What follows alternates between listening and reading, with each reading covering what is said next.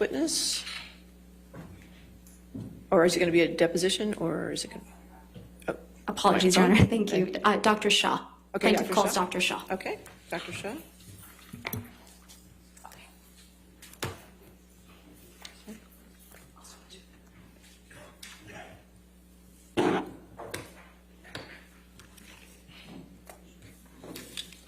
Do you solemnly swear or affirm to testify truthfully in this case or penalty of law?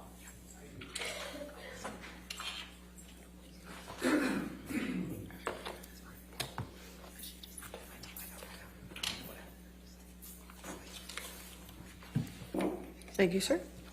All right, yes, ma'am. Good afternoon, Dr. Shaw. Can you please state your name for the record? My name is Richard John Shaw. Dr. Shaw, can you please describe your educational background? I'm a psychiatrist. I went to medical school at the University of London in England. I went straight after high school. That's actually the system in the British medical system. I did 2 years of preclinical training and then 3 years of clinical work with patients.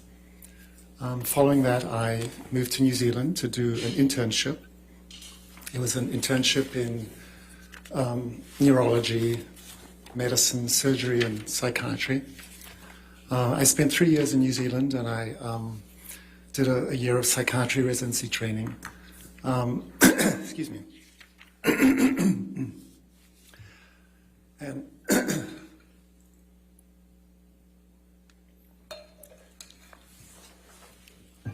following that, excuse me. Following that, I moved here to the United States for the first time and did a residency in adult psychiatry at the Albert Einstein College of Medicine, which is in New York. That was 4 years of training in the Bronx. And I also did some subspecialty training in family therapy, couples and family therapy as in my 4th year. And after that, I moved to California, and I've worked at Stanford. I studied at Stanford. I did a fellowship in child and adolescent psychiatry, and I've been at Stanford pretty much since then. Dr. Shaw, what is your current position? I'm a professor of psychiatry in the Department of Psychiatry at Stanford. I also run what's called the Psychiatry Consult Service at the Children's Hospital at Stanford. What, if any, professional certifications have you received? I have what's called board certification in adult and general psychiatry. I obtained that from the American Board of Psychiatry and Neurology in 1991. And then I obtained subspecialty board certification in child and adolescent psychiatry in 1993. Are you a member of any professional organizations in the field of psychiatry? Yes, I am. I'm a member of the American Academy of Child and Adolescent Psychiatry. I'm also a member of the Academy of Consultation Liaison Psychiatry. How long have you been practicing psychiatry? If you include my training in psychiatry residency in the US, that would be since 1985. Is that approximately 35 years? Yeah, I think so. Okay. What percentage of your practice involves treating patients? Yeah, approximately 3/4 of my time is working with patients. I work in the pediatric hospital, treating a combination of mainly children and adolescents with severe medical conditions, but also working with parents of children who have severe medical conditions. I also consult to the pediatric emergency room, and we evaluate patients who show up with suicide attempts and other serious situations. What does the remaining quarter of your practice entail? Well, as a professor, I have to do a number of academic activities. So I do research, I do a lot of teaching, I give lectures, I supervise residents, medical students, and fellows in psychiatry. I do some administrative work. Yeah, so it's a pretty diverse, varied day and week. Can you tell the jury a little bit about your research and academic work? Yeah, a lot of my research has involved looking at the issue of trauma and PTSD in parents who have medically fragile children. A lot of these parents are naturally really affected by their child's illness and develop trauma symptoms. So I've developed some interventions to try to help parents, provide support and treatment to reduce their symptoms of trauma. Have you published articles or books in your area of expertise? Yes, I have. I've published approximately 70 or probably closer to 80 peer-reviewed manuscripts in different scientific journals. I've also published a number of book chapters on various topics, approximately 30. And I have published 3 textbooks, one of which has gone into a second edition on topics that are related to my area of expertise. And one of them actually is about the treatment of PTSD in parents of premature infants. Have you published a book through the APA? Actually, all of those books were published through the APA, the American Psychiatric Association. They have a publishing house, and that's been my publishing company. What is the APA? The APA, the American Psychiatric Association, not to be confused with the American Psychological Association, is a professional organization that represents psychiatrists in the US. The last time I looked at this, I think there's about 37 or 38,000 members. And the APA has many different roles. One of it is advocacy in psychiatry in the US, but it also has an important role in terms of education. So they host an annual scientific meeting every year in which psychiatrists will present their research. It publishes a number of journals in the field, and from time, well, fairly frequently it publishes guidelines for professional practice or about ethical guidelines that they hope that the members will follow as part of their practice. What ways are you involved with the APA? Well, I mentioned my publishing. I also present at the scientific meetings. I last presented in 2021 during COVID. It was virtually, but on the topic of group therapy for parents with trauma symptoms. I follow the APA and their various guidelines. I think it's a really influential and important institution. Going back to your credentials, what, if any, professional awards have you received? I've been given several teaching awards at Stanford University, and the American Academy of Child and Adolescent Psychiatry that I mentioned honored me with an award for service to my specialty several years ago. I don't remember exactly when. Have you given any public presentations in the field of psychiatry? Yes, that's part of our work as an academic psychiatrist, is to lecture, to give presentations. So I present fairly frequently at annual scientific meetings, as I mentioned. I've been invited to give grand round presentations at different medical centers, including University of Pennsylvania and Harvard. So that's just part of our role is to try to educate our colleagues about our work. Have you testified as an expert in the field of psychiatry before? Yes, I have. On how many occasions? I would estimate, in terms of deposition and trial testimony, approximately 50 times in the past 15, 20 years. What type of cases did you testify as an expert in?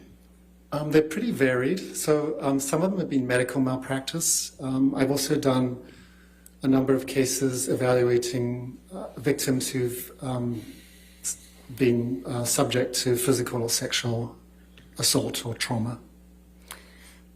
What work were you asked to do in this case? My role in this case was to give my opinions about the testimony and opinions of Dr. Spiegel, whom you heard from yesterday morning. And what work have you done to form your opinion? I was present yesterday in court listening to his testimony. I have viewed his depositions. He had 2 depositions earlier this year, and I watched those depositions. I've also read a lot of deposition testimony. For example, testimony by Mr. Depp's psychiatrist, Dr. Blaustein, by his physician, Dr. Kipper, and nurse Debbie Lloyd. I've reviewed depositions by many of the therapists involved in this case, including Dr. Banks, the relationship consultant,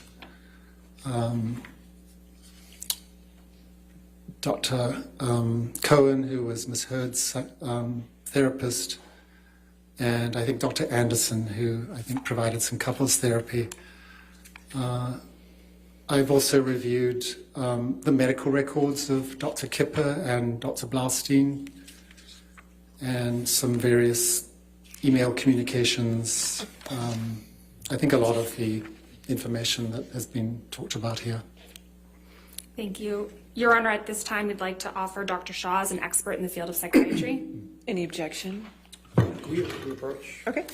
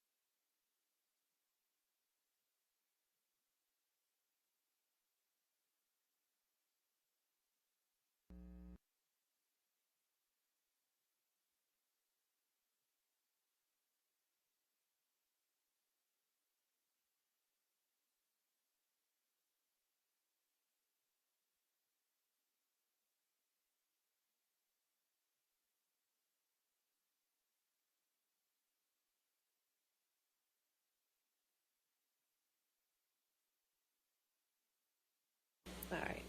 So any objection? No objection, Your Honor. All right. So he'll be moved as an expert. Thank you. Dr. Shaw, you testified that you observed Dr. Spiegel's testimony yesterday. Yes, that's correct. And to reorient the jury, can you please generally describe the main areas in which Dr. Spiegel testified? Yes, he. Objection, Your Honor. They heard what he testified to. What's his opinion All right. about? Foundation to reorient them? That's okay.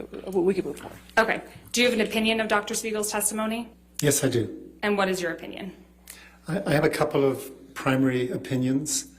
The first is that my opinion is that he violated the ethical principles that are outlined in the Goldwater Rule when he gave his opinions about Mr. Depp, specifically with relationship to personality traits and his cognitive abilities.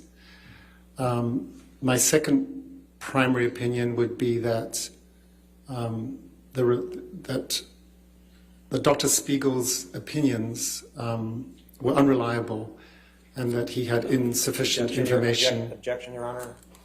All right. You're going to approach? Yeah.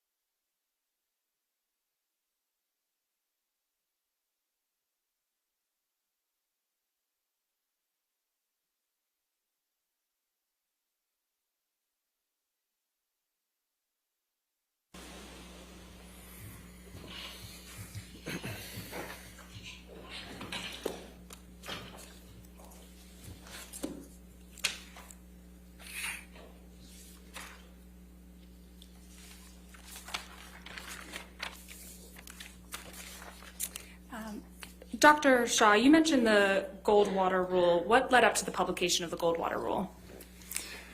The Goldwater Rule